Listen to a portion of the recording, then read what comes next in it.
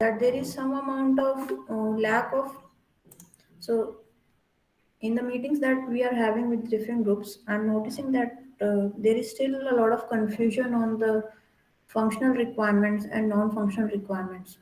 I think because the requirement analysis is the basis for the further software development processes, I thought of striking again the discussion on the software requirements and functional requirements, realizing that we may need to understand them in much more depth than we currently understand. And same goes for software requirement specification. So what I have decided is that in, I think, coming 2 or 3 lectures, I will be discussing about software requirements, the type of functional and non-functional requirements, and this time trying to show you a deeper view of what actually non-functional requirements are. Because from my understanding, I understand that you may have somewhat idea of functional requirements, but when it comes to non-functional requirement, I think there is a lot of confusion. And since because that is the foundation for software development life cycles first process requirement analysis, I personally feel that it is important that we again strike the discussion on these things. So today, that is why I have decided to talk about slightly digressing from my course, but I think it is a very reasonable digress because honestly, I felt after interacting with groups and students that we need to talk about this. So, is that okay? Yes, ma'am. All right. So, feel free to ask any questions in between. And the idea behind this lecture is that after we go through this lecture, you go back to again your lab works and try to see and try to assess your functional requirements and non-functional requirements with the new piece of knowledge that you might gather here. So the reason that we need to look deeper into software requirements is that software is basically a system which gives you features to accomplish some tasks.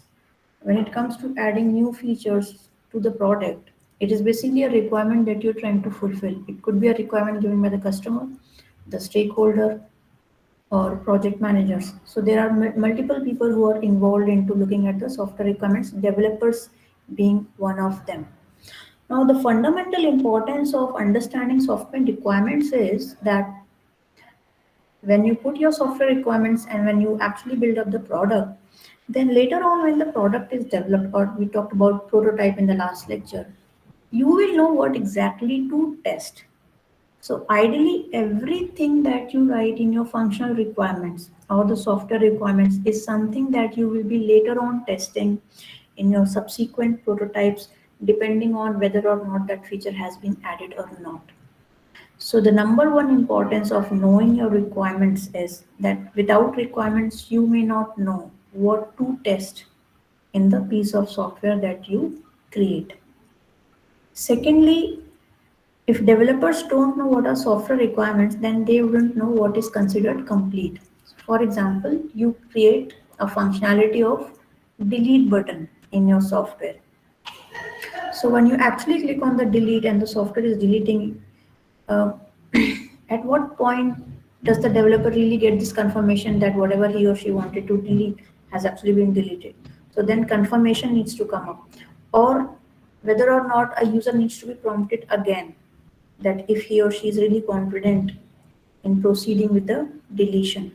So all these things are important to understand. And briefly after this class, I will launch a short question also for all of you, which will talk about the percentage of time spent in all of these stages. And from that, maybe you will be able to understand the importance of really understanding your software requirements at the core and not messing them up, because messing them up would directly reflect in the structure and the quality of prototypes that you create.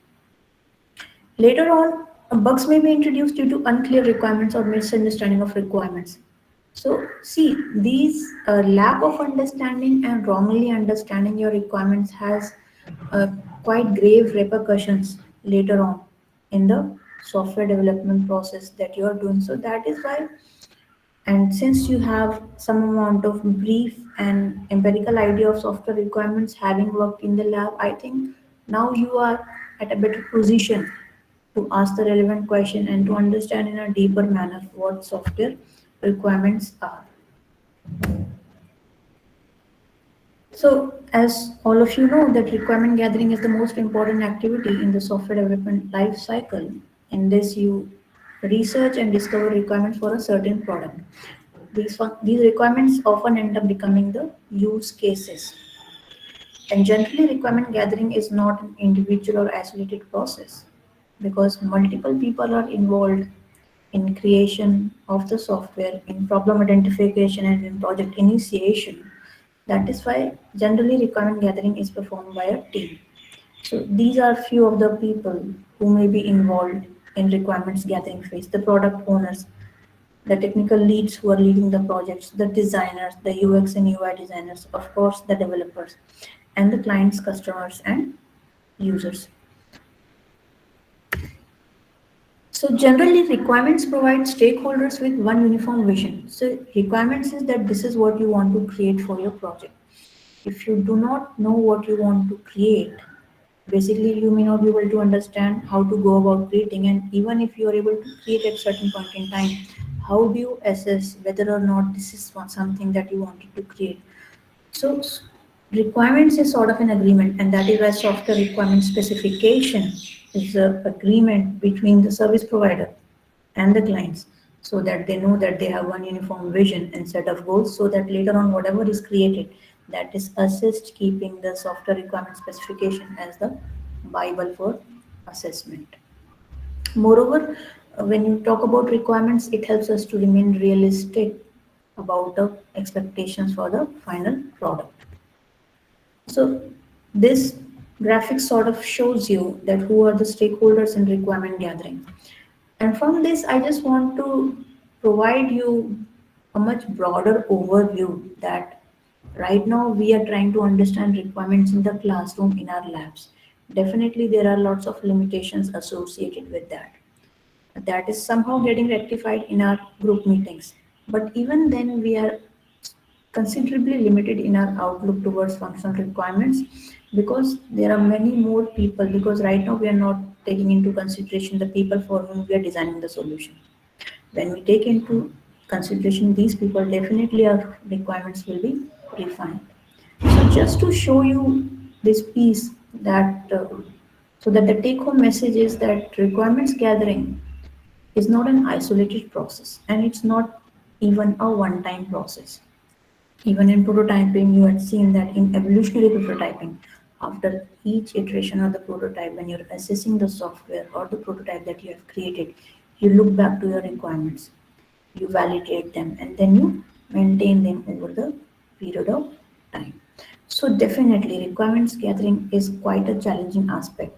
But what would make it more challenging is when we don't understand fundamentally what requirements really are and what are the types of requirements. So, so there is this IEEE software engineering body of language. Its standards are usually followed in software engineering domain. It mentions software requirements or the requirement gathering process, which elicitation means gathering. So not only gathering, Hmm. so not only gathering the requirements, but analyzing those requirements. And that is exactly what we are doing in our group meetings, and specifying them and validating your software requirements. So this is the entire process of software requirements, and it is followed even during the whole life cycle of the software product. So one way to understand requirements is that they should be actionable. That means you should that means that they can be implemented within a certain time frame. There should be a trigger to fulfill those requirements that a software will be producing. So if you're still unconvinced of or not convinced of the importance of requirement gathering in the first phase of software development, then there is an entire branch that is dedicated to requirements gathering and processing, which is called as requirement engineering. So this is a discipline in its own manner, which only testifies to the fact that how important understanding the requirements is when it comes to software development. So broadly, these are the types of requirements. So requirements can be class and multiple people classify it in a different manner, but fundamentally there's something called as stakeholder requirements, solution requirements, which we will be discussing in detail, and transition requirements. What do you think are the stakeholder requirements? What according to you could be stakeholder requirements? What do you think? And how they are different from solution requirements and transition requirements? Any comments on that?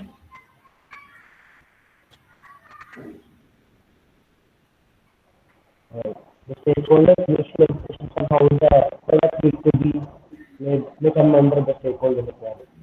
Tarun, your voice is breaking. Can you try to speak a bit clearly, please? Thank you.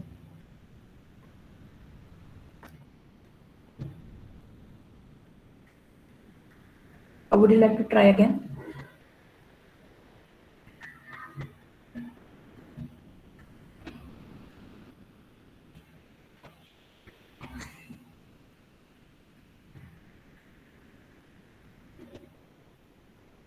So stakeholder requirements are generally requirements or specific demands that are made by people for whom you are creating the solution. But stakeholders can also be people who are directly or indirectly involved in the process of software development. Solution requirements or specifically software requirements can be classified into functional requirements and non-functional requirements. And we will be discussing them in detail. And then there comes transition requirements. So stakeholder requirements basically means that problem statements from a user's or customers or any other stakeholder's perspective. So always remember that stakeholders can also consist of project leads and project managers or people from marketing or business, and definitely they always consider your users and customers. So stakeholder requirements are not necessarily concerned with how the system would work or why the system should do something. They are just focused on what the system should do. Ultimately, what is it that they are getting out of the system? So, for example, if I'm the stakeholder or the client in the project that you are doing, ultimately, if you spend around 8 months in developing the project, ultimately I would be considered responsible or concerned with the fact that am I able to get the answer to the questions through your software that I asked at the first place. So that is about what of the problem. And to add to that, Tarun mentions that the first thoughts or expectations of the stakeholders on how the project needed to be. Yes. So definitely the demands and what the problem is and what problem the software is solving. So that is something called as the stakeholder requirement. They're telling you flatly uh, with obviously some documentation that this is what is expected from the software. The solution requirements, and most of you are familiar with it, describe how the execution of the project will be done in order to fulfill the conditions of the business stakeholders. So here comes the how part. The stakeholders have told you document has been shared about the real life problem situations that you're working on, and now you need to think about the solution requirements, like how you will assemble the elements which will fulfill the requirements of the stakeholders. Now, to do that, you have two kind of requirements in your hands, and you really have to have an extremely strong grasp of these kind of requirements when it comes to software development, because these are like the foundation elements, the later processes that will happen. So everything is dependent on how clearly you have the grasp of the software requirements. So functional requirements detail how the product should respond and behave. Focus on the first bullet point. Functional requirements detail how your solution would respond and behave. And then go back to the documents that you have created in your lab run. And for each functional requirement that you have mentioned, discuss among your team members. whether or not this satisfies the fundamental definition of functional requirement. Functional requirements in some cases could also be the various features or functions the product must have, which can be captured as a use case. So, in the coming meetings that I will be having with all of you, we will be discussing about functional requirements given in the document because I'm emphasizing this again and again because this literally is the building block of the software that you are creating or you will ever create later on outside of this module. Non-functional requirements, on the other hand, describe the various characteristics of the solution, what the solution would be like, how it should be, so quality, scalability, how do you scale the solution to be able to perform seamlessly with least failure rate in a larger population, the different operations, the performance matrices which support the functional requirements. See, if your system is able to do something, but because of poor RAM or poor processing or poor quality of hardware, the functional requirement is getting affected, then definitely the entire solution is getting affected. And that is why, as software developers, you should have a preliminary understanding, if not perfect understanding, of not only the functional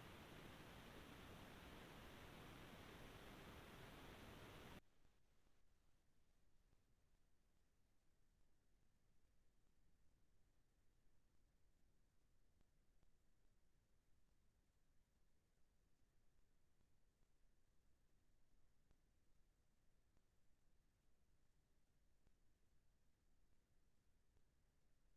but also the non-functional requirements.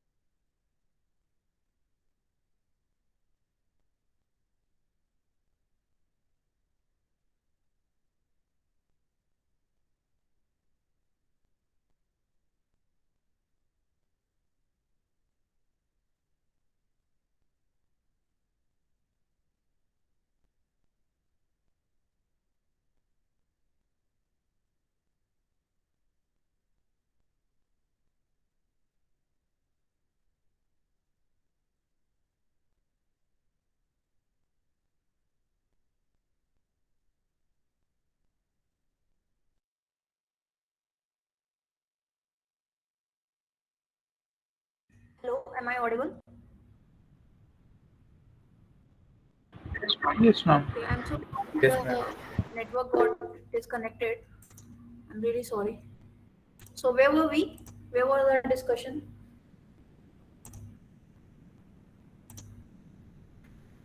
So is my screen visible? Yes, ma'am. I'm extremely sorry for the network disconnection. All right. So talking about non-functional requirements, it describes the various characteristics of the solution, such as quality, scalability, and things like that. Whereas transition requirements are conditions that need to be fulfilled when a certain product or a solution is getting shifted or migrated to a different platform or in a new phase in order to support the smooth migration of the software. I have switched off my camera because the network connectivity is poor here. All right, so let's take a deeper look into functional requirements. And again, every time you listen to any discussion, theoretical discussion on functional requirements, look back to the document that you have created. And based on whatever we are discussing it here, you need to assess and evaluate your functional requirements and non-functional requirements because that will have a direct bearing on the nature of the product that you are creating later on. So are we connected? Is it audible? Okay. So functional requirements describe the functions that a software has to execute. So, and they're also known as products, features, or capabilities.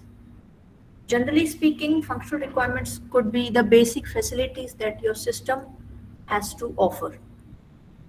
So generally, they are represented in the form of input given to the system and operation performed and the output expected. So normally you can see directly the manifestation of your functional requirements in the solution you are creating. For example, like you are trying to create a mental health chatbot. So naturally your user should be able to input the information of about what he or she is going through. So then your system needs that kind of information from the user or the end user so that your system can do something based on that input. So the ability of your system to provide the user some way to input the information is the functional requirement of your system because later on whatever you do for the customer is dependent directly and indirectly from the user input. So that is why gathering user input is one of the functional requirements. And how do you do that? That again is a different topic. So another thing is that functional requirements define not only what the system must do, but also what it should not do. So think of as ATM machine. In the ATM machine, if you enter your PIN thrice wrong, then it will not allow you to access your account again. So these are certain constraints. The functional constraints are also the functional requirements of a system. I mean, the examples are only few, but hopefully you know what functional requirements examples would be in your respective projects. Searching options and emailing and data analysis, gathering insights, and searching book, deleting book or checkout. All these are the functional requirements, and I'm sure you have ample examples for that. What we are struggling with is the non-functional requirements, and we will try to demystify that. So non-functional requirements, and again, as I mentioned, for the functional requirements, you are going back to your document and having a look.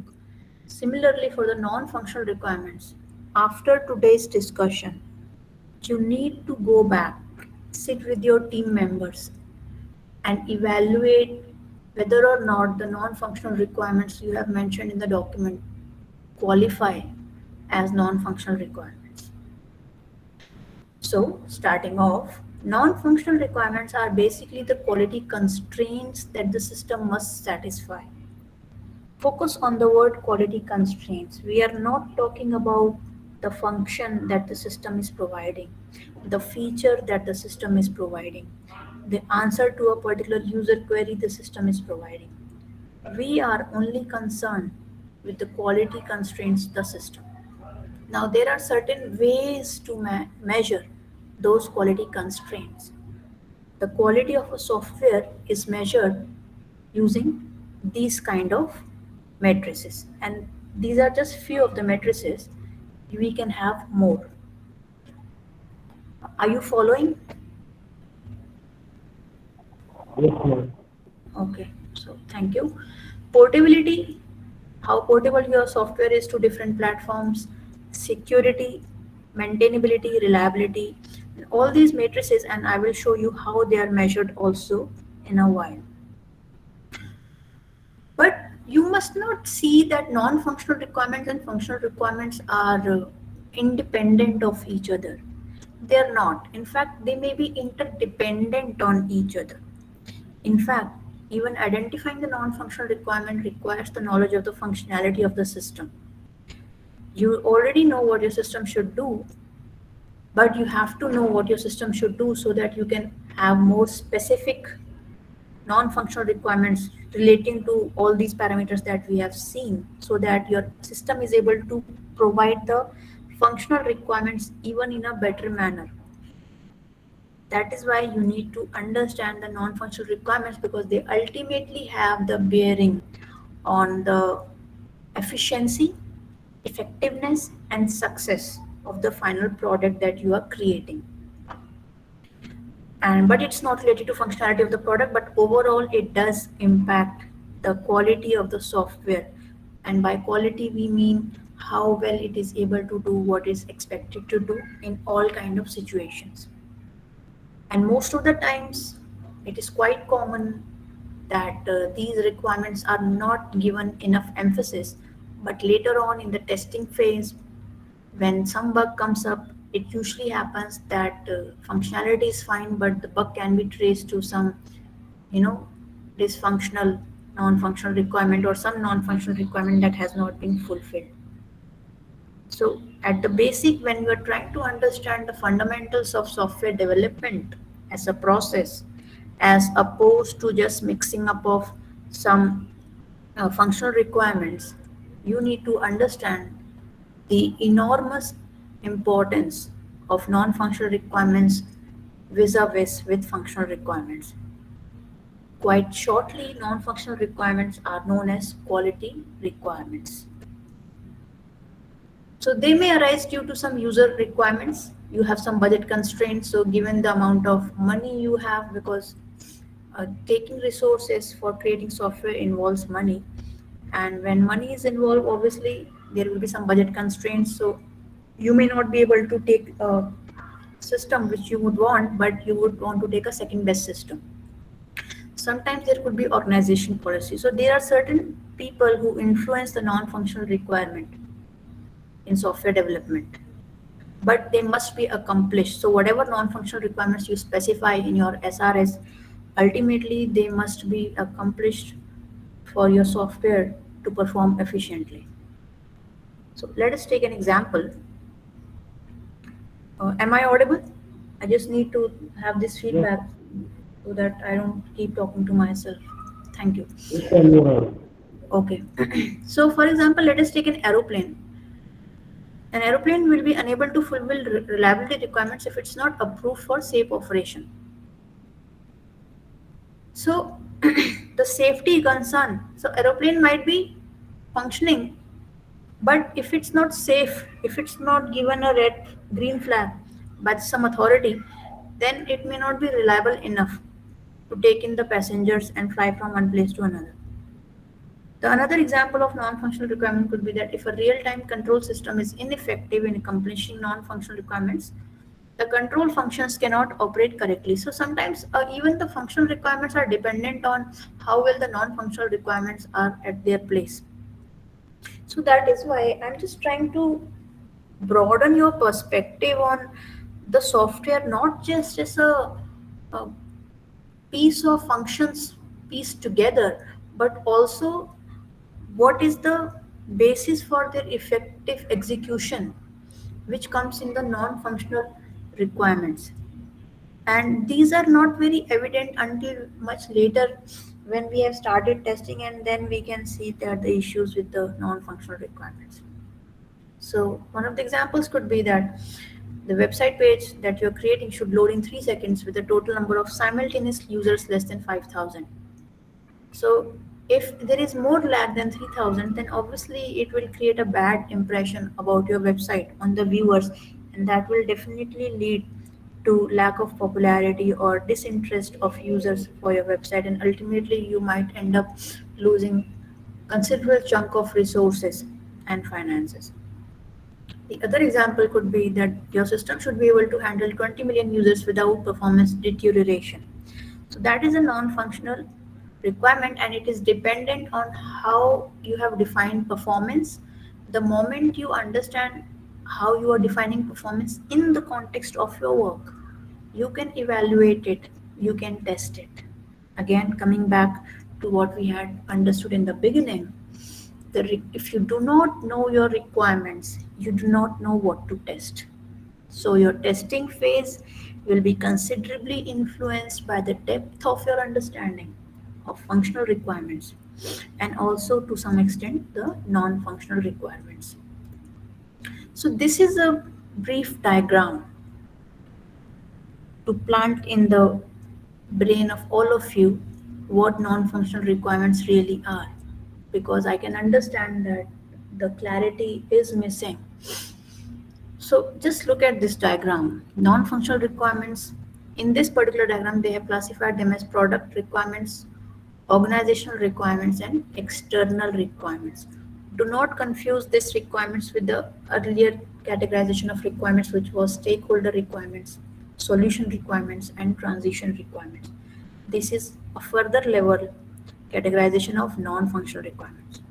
So the product requirements, how the product should be. It should be portable, the reliability, usability, efficiency, space, the memory requirements, and the performance requirements. The organizational requirements, on the other hand, so the organization is asking the product developers or the people who are developing the software about how it will be delivered, how it may be implemented, and some standards whether or not they need to be followed or not. And in the external requirements, then there are again ethical requirements, how the different data in different computers is getting shared, which is interoperability requirements, few legislative requirements, safety requirements, and of course, privacy requirements. So looking at this diagram, what do you think? What is it that you get to know which you did not know earlier about the non-functional requirements for a software?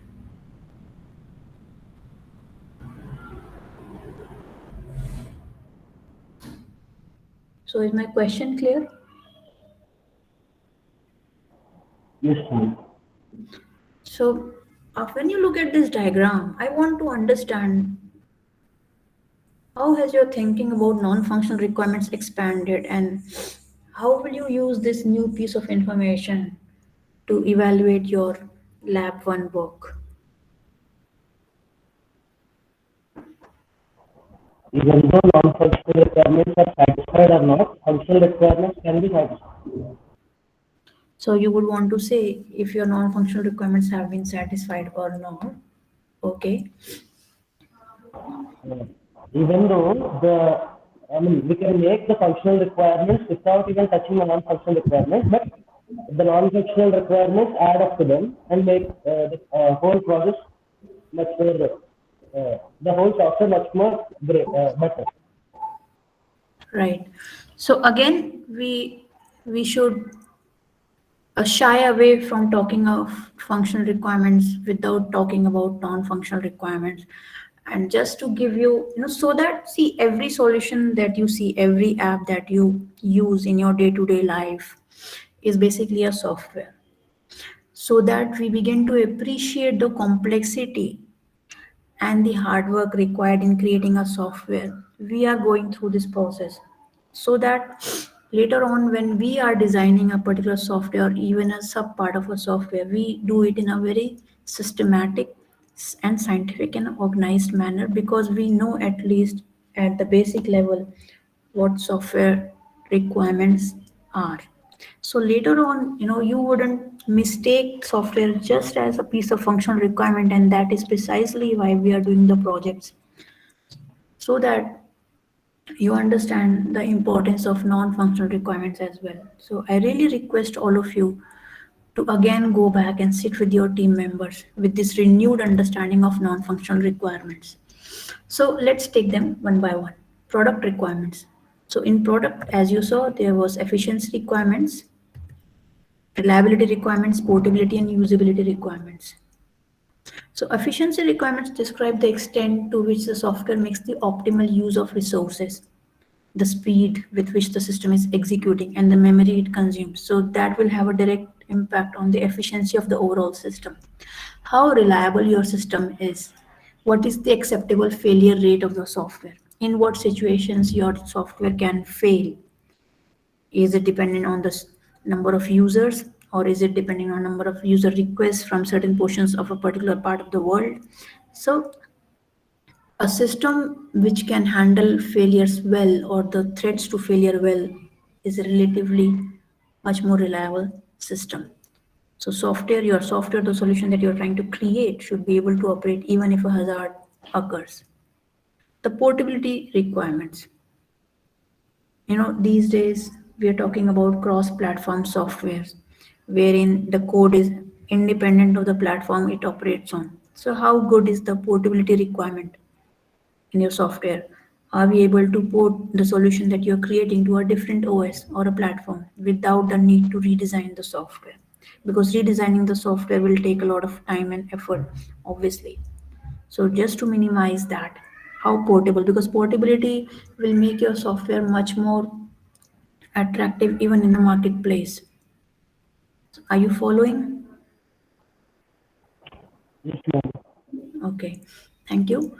For usability requirements, it relates to the ease with which users are able to operate the software. So most of you talked about user-friendly interface, and when I encouraged you to dig deeper, you were able to mention that you want the interface not to be too congested, very simple, so that the user can understand. So these details are extremely important. These may not look so important in the when we compare it to functional requirement, and there is a reason behind it, yes, but ultimately they will have a bearing on the impression your software creates on the stakeholders or users who will be using this solution. So your product. So now go back to the system that you are trying to create. Talk about how you will assess the efficiency. What is the failure rate of your software? In what situations can your software really fail? In what kind of use cases it will fail? Have you thought about porting your solution or software to other platforms? If you were to do that later on, if you actually end up creating a mental health chatbot, what would you think about portability? And how can you make the entire user experience of using your software seamless? Coming to organizational requirements, again, they are derived from the policies and procedures of an organization. So, normally, if an organization has put the demand for a solution to be created, then they will have certain requirements because they are requesting you to create a software from some intention, and based on that intention, they would want certain requirements to be fulfilled. So, delivery requirements are one of the organizational requirements which specify when the software and its documentation are to be delivered to the user. The implementation requirements, which describe the programming language and the design method to be used in the implementation, and the standards requirements. So normally there are sometimes standards which are followed in software development. So the organization, because it is the requesting body for the software, it can specify which standard needs to be used. Any questions here?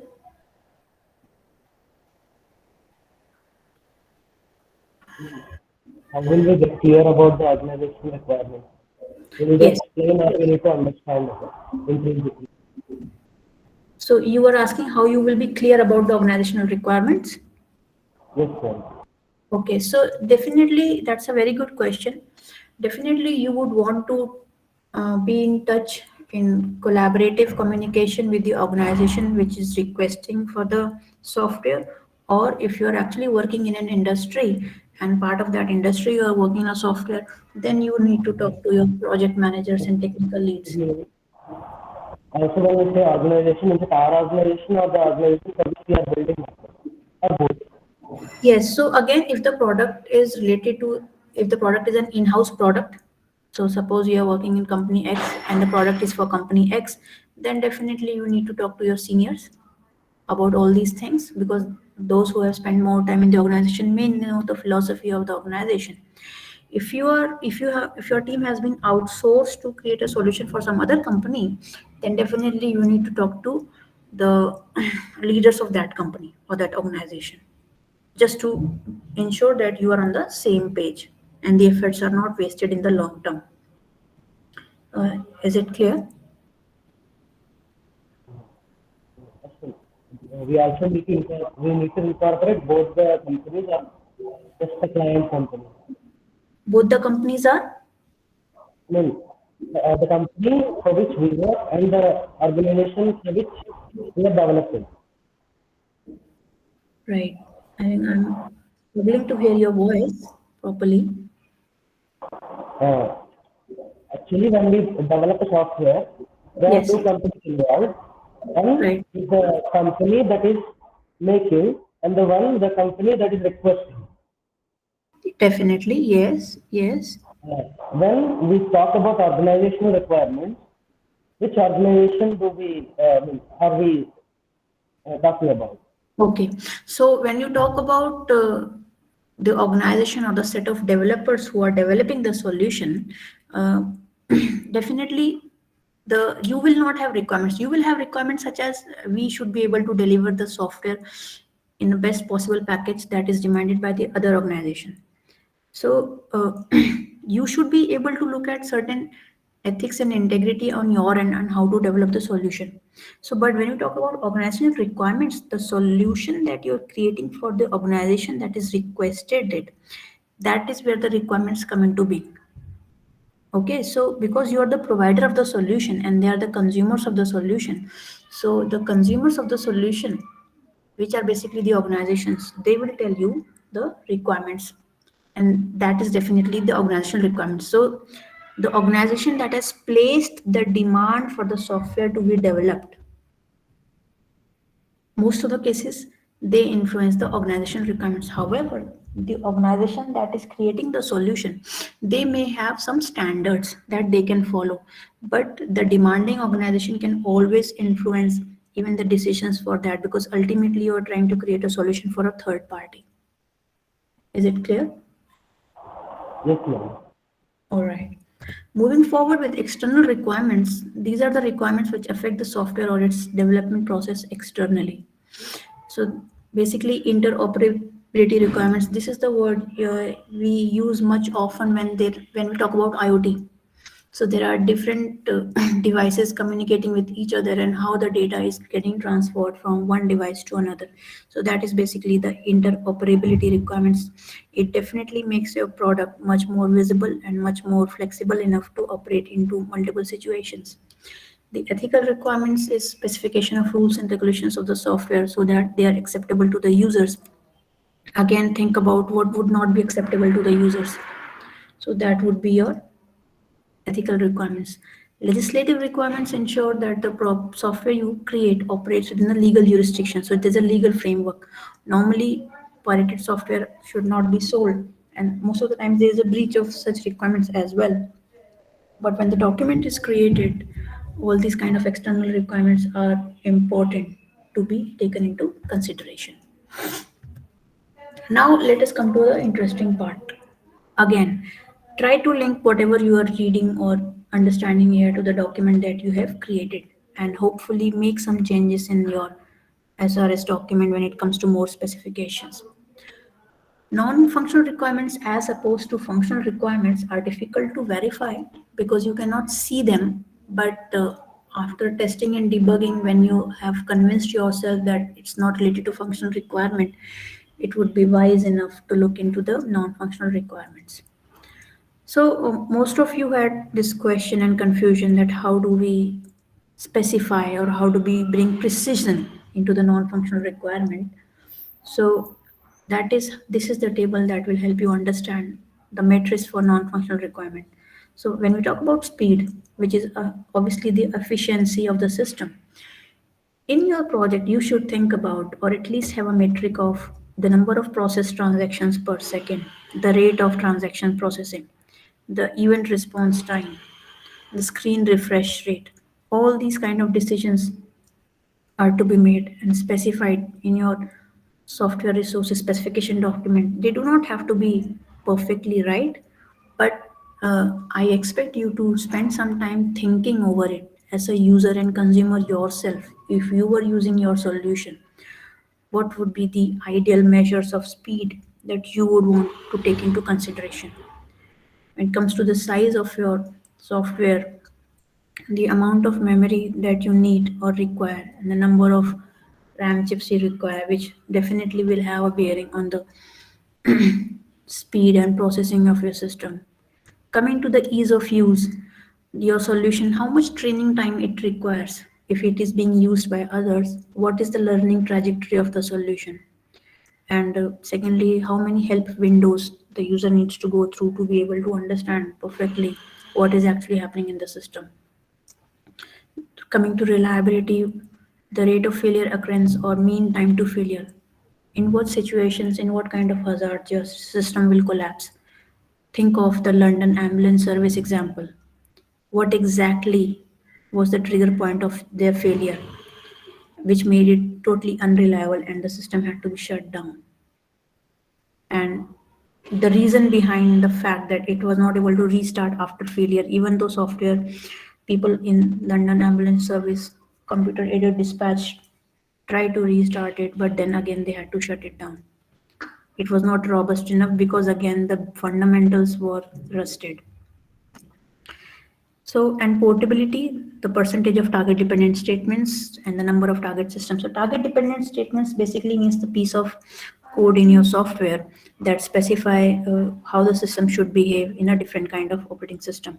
Normally, a good code is one which has fewer target dependent statements because it means that it is written in such a manner that it can operate in most of the platforms without specifically writing the code for the new platform. So that is the portability requirement. So in this way, you can please, I request you to go back to your lab one work for non-functional requirements and then try to introduce all these things.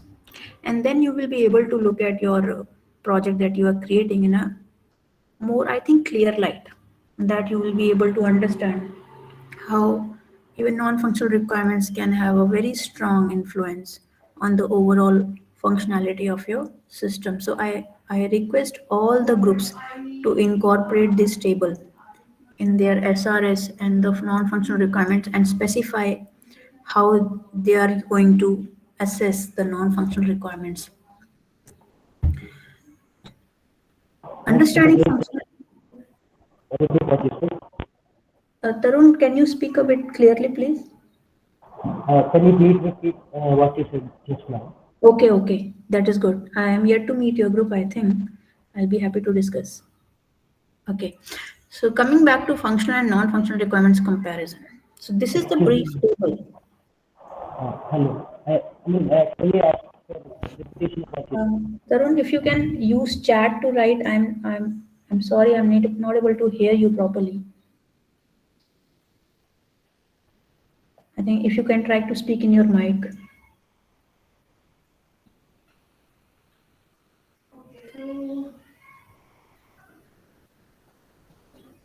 Yes.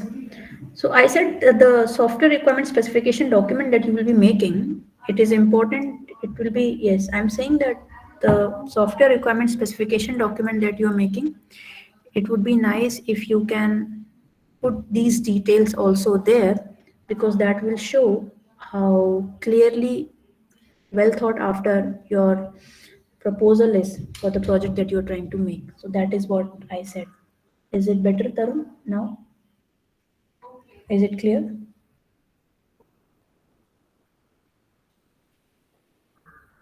All right. So moving forward with the differences in the functional and non-functional requirements. And I think you must understand the difference between the functional requirements and non-functional requirements based on these parameters. So the objective is to describe what the product does, whereas in non-functional requirements, the objective is to describe how the product works. The end result is in functional requirements is to identify the product features, whereas in non-functional requirements, you define the product properties. So just have a good look at this table and row by row just try to see that how functional requirements are different from non-functional requirements. Functional requirements transform into use cases. So all the functional requirements that you have written in your document should ideally be converted into use cases. And we will discuss those which you think are functional requirements but not necessarily the use cases. Whereas non-functional requirements are quality attributes of your system. They may not be mandatory until at a very large scale when you realize that the absence of some non-functional requirement is messing up with your functional requirements. Then you are forced to have a look at it. Hello. Yes? Can we say that non-functional requirements are those requirements, even after removing them, we can complete a product, but not complete. Yes, yes. I mean, it may be working at a certain level, but when you talk about expanding it or scaling it, or when it is thrust to number of users at the same time, then it may crash at some point of time. So the robustness of the system may be compromised if the non-functional requirements are not put in place.